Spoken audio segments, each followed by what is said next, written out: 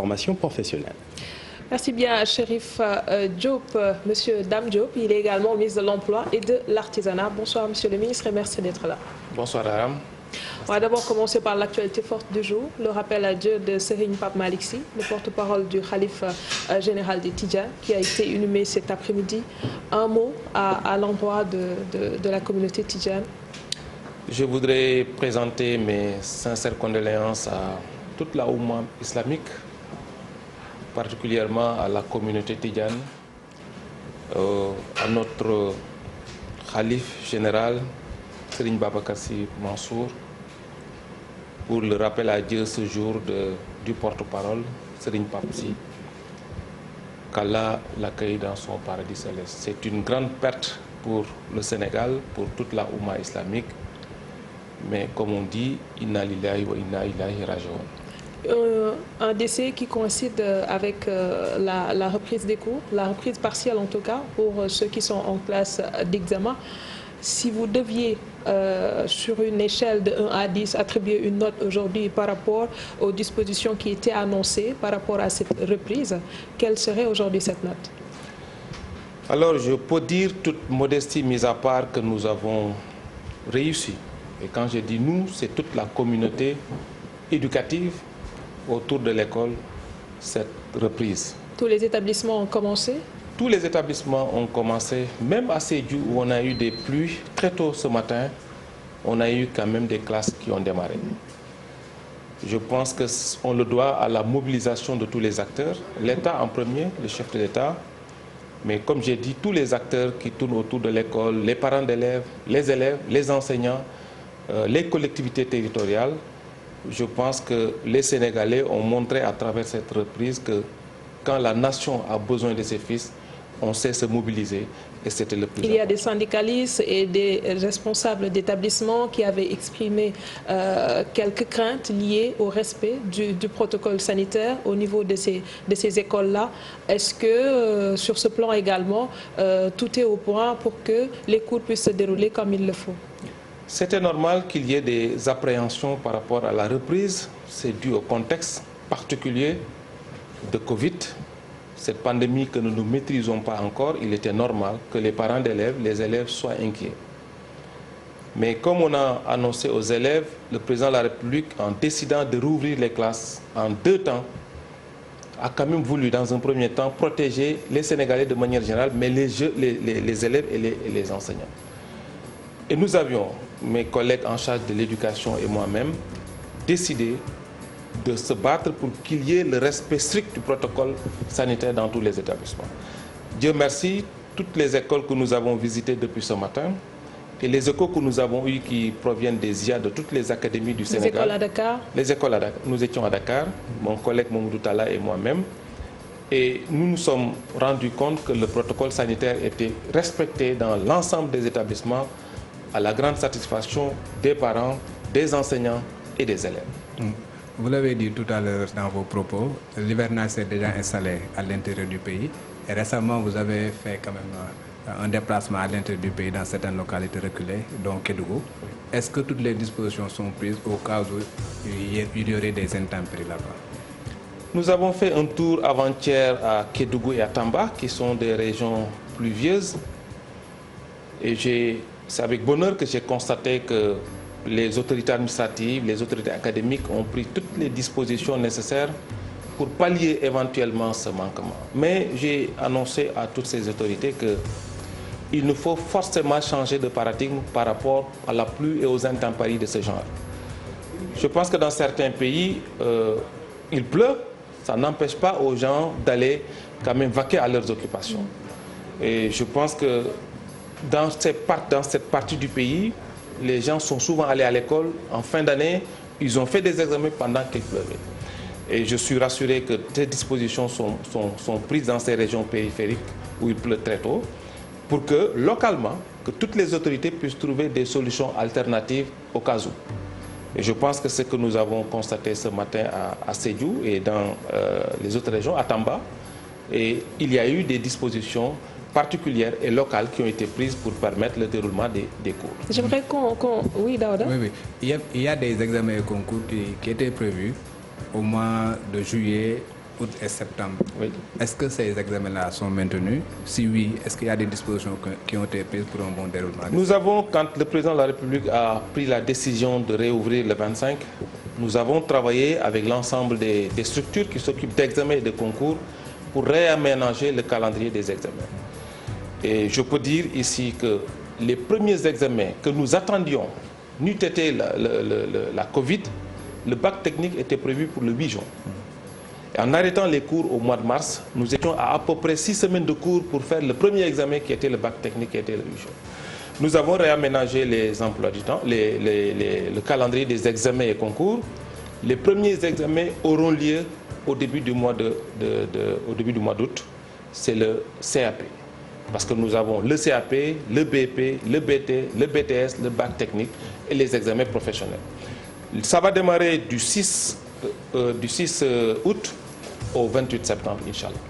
Alors, je disais tout à l'heure que j'aimerais qu'on s'arrête sur ce que votre département a fait pour accompagner cette réouverture. Parce que quand on parle de l'ouverture des classes, on pense au ministère de l'Éducation nationale. Mais à votre niveau, qu'est-ce que vous avez fait pour accompagner ce processus? Nous avons travaillé avec mes collègues de l'éducation et de l'enseignement supérieur sur instruction du président de la République, parce que nous sommes dans le grand secteur de l'éducation qui comprend l'éducation nationale, la formation professionnelle et l'enseignement supérieur. Nous avons travaillé pour que chacun apporte ce qu'il a par rapport à son département dans ce grand système pour permettre une reprise normale des cours. En ce qui nous concerne au ministère de l'Emploi, de la formation professionnelle et de l'artisanat, on l'oublie souvent, nous avons, comme vous avez pu le constater, contribué fortement à la fabrication et à la mise à disposition de masques pour les élèves, tous les élèves, de l'éducation nationale à la formation professionnelle, pour leur permettre de disposer de masques. Nous avions un programme de 1 million de masques que nous avons lancé dans le ministère, qui permettait d'abord de doter les jeunes de masques, mais qui permettait aussi aux artisans de pouvoir travailler pendant cette pandémie. Mais nous ne nous sommes pas arrêtés là. Nous avons dans nos ateliers techniques conçu des dispositifs de lavage de mains, conçu des gels hydroalcooliques. Nous avons aussi travaillé dans des produits désinfectants par rapport aux apprenants qui sont... Et le suivi aujourd'hui, puisqu'on commence, certes, c'est le début, mais avec le temps, est-ce que ces produits seront disponibles pour ce qui est des désinfectants, mais également la disponibilité des masques pour protéger ceux qui sont dans les établissements? Mieux, nous avons pensé que au-delà des élèves qui sont en classe d'examen aujourd'hui, nous travaillons déjà pour la mise à disposition des masques pour les autres élèves qui vont reprendre à l'année prochaine. Nous travaillons dans l'anticipation. Mais comme vous avez dit, le suivi est absolument important. Je sors d'une réunion où j'ai dit à mes collaborateurs, nous avons fait un pas important, réussi ce pari de commencer les cours effectivement aujourd'hui, ce qui est effectif sur l'ensemble du territoire. Mais ce n'est que le début du commencement. Et nous avons gagné la bataille du suivi, du maintien et du renouvellement des consommables jusqu'au dernier jour des classes. Nous y travaillons dans le cadre de nos ministères. Et comme vous avez dit, c'est absolument important qu'on puisse faire le suivi, continuer. Nous n'allons pas dormir sur nos lauriers, comme on dit. Nous avons fait un pas important, certes, mais il reste encore à faire d'autres pas très importants. À côté, il y a la continuité pédagogique qui doit se poursuivre pour les autres élèves, en tout cas, ou les apprenants qui ne sont pas dans les classes d'examen. Qu'est-ce qui est prévu pour ces personnes? Alors, nous avons dit que ces élèves qui sont en classe intermédiaire vont continuer à apprendre à distance. Parce que nous avons pensé que, dans le premier schéma d'ailleurs, nous avons pensé que les élèves qui sont en classe d'examen reprendraient. 2 semaines après, on s'ajustera pour faire reprendre les classes intermédiaires. Mais aujourd'hui, pédagogiquement, c'est difficile. C'est pour ça que nous avons envisagé, nous avons demandé à toutes les académies, à toute la communauté, que ceux qui sont en classe intermédiaire continuent à apprendre à travers les dispositifs, les différentes plateformes que nous avons, apprendre à la maison, Canal Éducation, la plateforme e-Jang que nous avons développée pour permettre aux jeunes de... Est-ce que vous avez mesuré les limites de ces initiatives-là?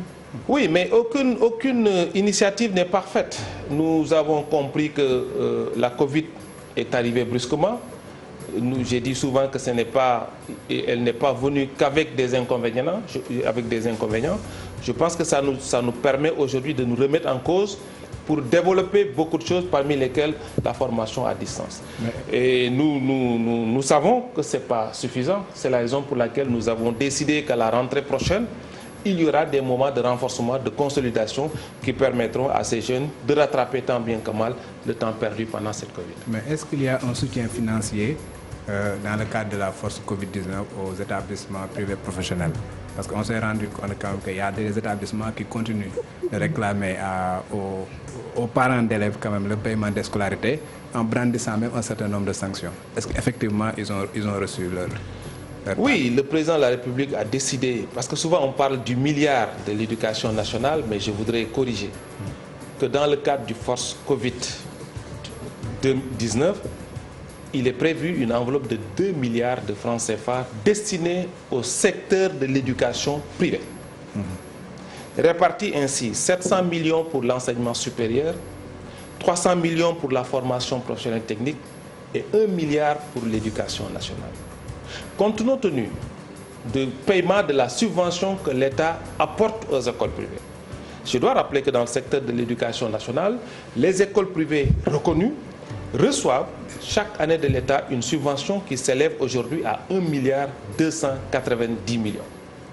Les écoles privées de la formation professionnelle reconnues, elles ne sont pas nombreuses, reçoivent de la part de l'État 58 millions. Quand vous dites les écoles reconnues, comment aujourd'hui on peut savoir quelles sont les écoles reconnues ou pas? Mais il y a des établissements qui sont là et qui administrent des cours, oui, des parents paient et tout. Et après, à ce niveau, si ces écoles se retrouvent dans le lot des établissements pas reconnus, comment je vais expliquer. Ce que je dis, c'est deux choses différentes. La subvention accordée, ça c'est réglé par un décret qui définit les écoles privées qui sont autorisées par arrêté du ministre en charge de l'éducation ou de la formation professionnelle et les écoles privées reconnues par décret du président de la République. C'est réglé par un décret. Et la subvention dont je parle, c'est une subvention annuelle qui a toujours été accordée aux écoles qui sont reconnues. Pour avoir droit à la subvention annuelle tirée du budget de l'État, il faut être reconnu. Ça, c'est du classique. Mais les 2 milliards que j'ai dit là, dans le cadre du force Covid, sont destinés à l'ensemble des écoles privées qui Est-ce que les ayants droit ont reçu les Ah oui, ils ont commencé à recevoir. Mais nous avons voulu en faire un travail inclusif. En tout cas, nous, au niveau de la formation professionnelle technique, nous avons convié les écoles privées, nous avons discuté, nous avons mis en place l'enveloppe et nous avons mis des critères. Et aujourd'hui, toutes les écoles privées sur le territoire sénégalais de formation professionnelle auront une quote-part. Maintenant, cette quote-part va être modulée en fonction de soit qu'on est autorisé, soit qu'on est reconnu, soit on est modulé en fonction aussi du nombre d'apprenants que vous présentez aux examens d'État. Ça aussi, c'est un critère fondamental parce que l'ouverture, elle est destinée déjà aux écoles de formation privée qui présentent des candidats aux examens d'État. Mais en tant que ministre de l'Emploi également, il y a beaucoup d'établissements, je veux dire beaucoup d'entreprises qui ont mis en chômage technique leurs employés. Et si vous ne faites pas quelque chose quand même pour les aider à rebondir un tout petit peu, ces gens-là qui sont en chômage technique vont tout simplement être en chômage. Aller en chômage. Voilà. Je suis tout à fait d'accord, c'est une préoccupation fondamentale du chef de l'État. Je dois rappeler d'ailleurs que dans le cadre de la loi d'habilitation votée par l'Assemblée, la première ordonnance prise par son Excellence, Monsieur le Président de la République, c'était l'ordonnance numéro 1, c'était sur la préservation des emplois. C'était un signal fort. Aujourd'hui, cette ordonnance exige aux entreprises de ne pas licencier pendant cette période, de garder les travailleurs et de payer à tout le moins 70% des salaires. Mais l'État ne l'a pas dit tout de go. L'État a mis un dispositif qui a permis d'accompagner les entreprises parce que sur l'enveloppe de 1000 milliards du force Covid, je dois rappeler que 800 milliards sont destinés au soutien de l'économie et à travers les entreprises. Beaucoup de mécanismes ont été développés par mon collègue en charge de l'économie qui permettent aux entreprises aujourd'hui d'aller sur le secteur bancaire, lever des fonds pour pouvoir faire face à ces contraintes. Aujourd'hui, plus que jamais, ces craintes pour ces entreprises sont fondées puisque le chef de l'État nous dit que si cette situation perdure, le pays pourrait aller vers la récession. Donc, il est clair que quelque part, il y a beaucoup d'entreprises aujourd'hui qui risquent de mettre la clé sous le paillasson. Oui, on ne le souhaite pas. On ne souhaite pas que cette situation dure. Je pense que c'est la raison pour laquelle nous, État, nous avons très tôt pris les dispositions pour sauvegarder les emplois que nous avons pour pour soutenir l'entreprise. C'est la raison pour laquelle toutes les mesures que nous avons prises ces dernières semaines, ça permet à la relance de l'économie. Parce qu'il nous faut relancer l'économie, aller vers les investissements pour espérer avoir un taux de croissance positif. Mais jusqu'ici, personne ne sait jusqu'où va s'arrêter la pandémie, mais l'État fait tout ce qu'il doit faire pour ne pas aller à une récession. Maintenant, le reste, on s'ajustera au fur et à mesure qu'on avance. À votre arrivée à la tête de votre département, vous disiez que vous avez en tout cas l'ambition de créer 1 million d'emplois, oui. ce qui était prévu. Si on prend le contexte actuel, certainement cette échéance sera revue. Mais est-ce qu'aujourd'hui, vous vous êtes fait une nouvelle projection par rapport à l'atteinte de cet objectif? Oui, je pense que ce n'était pas mon département à moi seul, c'était une perspective du président de la République compte tenu de beaucoup de choses. Fondamentalement de deux choses. D'abord, on pense aujourd'hui qu'on a des niches d'emploi incalculées dans le domaine de l'agriculture, au sens large. Et le président de la République a décidé d'investir dans le secteur primaire, ne serait-ce que pour aller vers l'autosuffisance alimentaire en riz. C'est des niches d'emploi. Le président de la République a décidé d'investir dans la formation professionnelle. J'explique souvent que jamais, dans l'histoire du Sénégal, on n'a eu autant de soutien financier, politique, un portage politique fort à haut niveau par rapport à la formation professionnelle. Je donne souvent deux indicateurs simples. Le premier, c'est que le budget réservé à la formation professionnelle des jeunes est passé de 24 milliards à 78 milliards cette année, de 2012 à maintenant. C'est un signal très fort. Le président de la République a décidé de construire un centre de formation dernière génération dans les 45 départements du Sénégal. Mais ça veut dire quoi? Ça veut dire que sur le nombre de jeunes qui arrivent sur le marché du travail, on parle de 200 000. Mais je dis souvent, quels 200 000 jeunes arrivent sur le marché du travail? L'investissement semble énorme. Maintenant, le ressenti, c'est ça qui est important. Oui, c'est ça que je suis en train de vous expliquer. On dit souvent que 200 000 jeunes arrivent sur le marché du travail. Je dis, mais c'est quels 200 000 jeunes? C'est 200 000 jeunes qui ont eu peut-être la chance de faire des études longues, d'aller jusqu'à l'université, mais qui n'ont pas de compétences, qui n'ont pas d'employabilité. C'est la raison pour laquelle le président de la République mise sur la formation pour donner une employabilité aux jeunes. Sur la formation professionnelle pour permettre aux jeunes d'entreprendre. C'est le message que je donne aux jeunes, pas plus tard que ce matin. Parce que la question de l'emploi, justement, si nous voulons faire 1 million d'emplois, ce n'est pas seulement dans l'emploi salarié, ce n'est pas seulement dans l'emploi dans la fonction publique. Il faut que nous préparions notre jeunesse pour qu'elle puisse avoir des compétences, pour qu'elle puisse être employable, mais qu'elle puisse entreprendre et devenir un employeur et pas un employé. C'est tout le sens de ce million d'emplois par rapport à l'agriculture, mais par rapport aussi aux découvertes des ressources naturelles que nous avons au Sénégal. Mais pourquoi attendre quand même un étudiant qui fait de longues études, qui parvient à avoir ses diplômes et maintenant le pousser à faire une formation professionnelle? Ah, je n'ai pas dit ça, M. Mime. Monsieur Mime, je n'ai pas dit ça. Justement, vous touchez du doigt un point très important. Je dis souvent à mes collaborateurs, notre mérite, nous, en tant que ministère en charge de la formation professionnelle, ce n'est pas de donner à un étudiant une formation pour avoir un métier.